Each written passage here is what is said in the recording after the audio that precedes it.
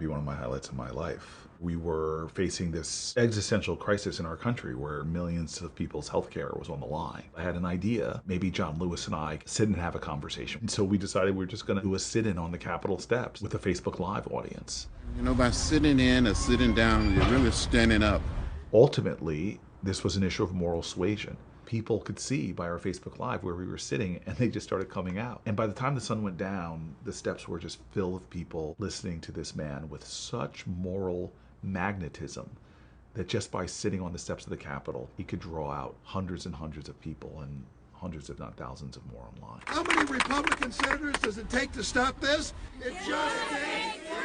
Two Republicans, Collins and Murkowski, said that we were going to stand up and not vote to take away the Affordable Care Act.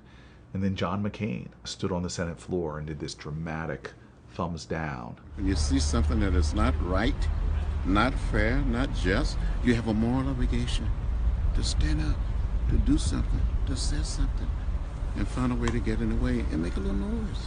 Yeah, I'd give anything to go back and hang out with John Lewis. He was such a guy of joy.